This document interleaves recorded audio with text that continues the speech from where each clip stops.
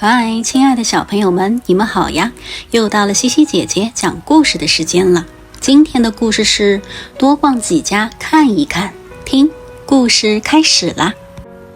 当我们买新玩具、自行车、衣服，还有其他小玩意儿的时候，通常会选择最先看到的那件。这么做简单又省时，但这可不一定就是最好的选择哦。在这个问题上，我们应该向奶牛学习。他在买东西之前会比较不同店铺的价格，然后做出最好的选择。比如有一次，奶牛想买一棵圣诞树，为此他一天逛了3家店。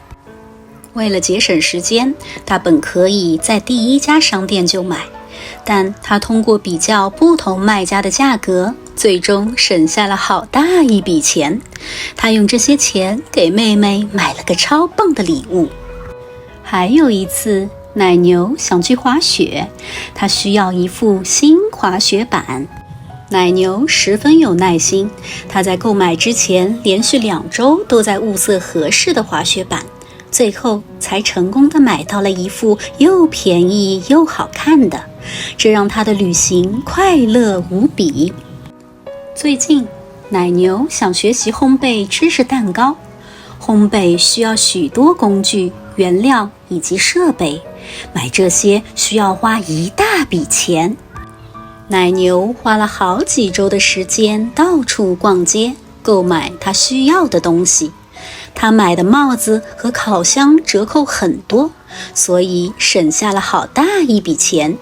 这下他想做多少个芝士蛋糕都没问题。奶牛从不浪费钱，也不会多花冤枉钱。多逛几家看一看的好习惯，让他总是能用最少的钱买到自己喜欢的东西。当然，奶牛并不是天生就会比较价格，事实上，他曾经花钱如流水。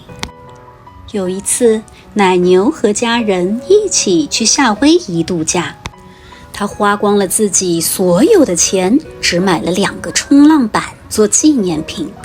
但如果多去几家店看看，他的钱足够给每个朋友买一件礼物。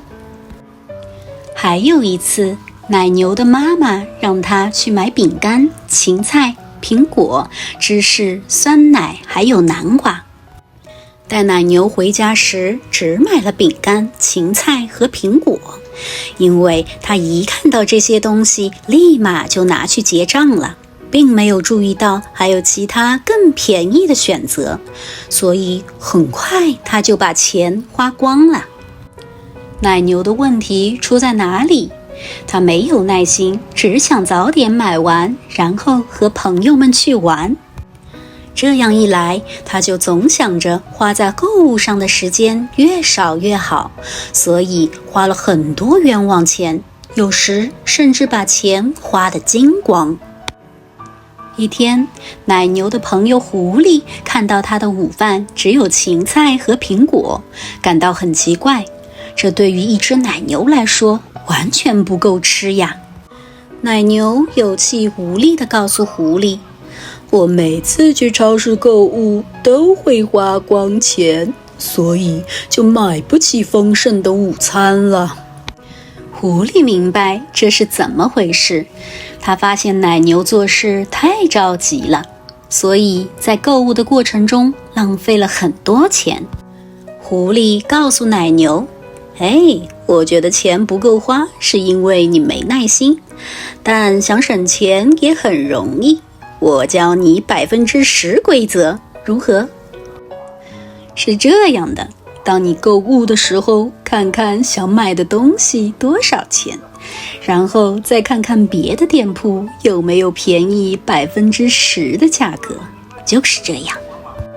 这其实相当简单，这个规则会让你习惯货比三家，可以把它当作一场游戏。10%规则会帮你找到价格更优惠的选择，有时候你可能省不到10%的钱，有时候你可能会省20%的钱，重点在于要不断尝试。我们来举个例子吧。当你在超市购物时，使用10%规则，只要比较一下价格，剩下的钱就足够买妈妈让你买的所有的东西。记住，这是一场游戏，在购物的时候一定要记住运用10%规则，这不会花太长时间，还会让购物过程非常有趣，而且总能帮你省下钱。奶牛兴奋极了，他已经过够了钱不够花、饭不够吃的日子。货比三家就能解决这一切吗？虽然有点难以置信，但奶牛喜欢游戏，他准备一有机会就试试这个10%规则。周一，奶牛妈妈又让他去购物，这一次他决定在买每个商品时都试试10%规则。我的天哪！在货比三家后，奶牛省下了好多钱，他用这些钱给妈妈买了一大束花。又到周一了，奶牛又去购物了，这次他想试试省下比上次更多的钱。结果他自己都惊呆了，货比三家让他省下了超多钱，他用这些钱给妈妈买了一大盒巧克力，省钱真是太棒了。很多跟钱有关的问题，重点不在金钱本身，而在于我们对金钱的态度。如果可以调整自己的心态，按照10%规则那样做，养成省钱的习惯会相当简单。好了，今天的故事就到这里结束啦，小朋友们，我们下期再见啦，拜拜。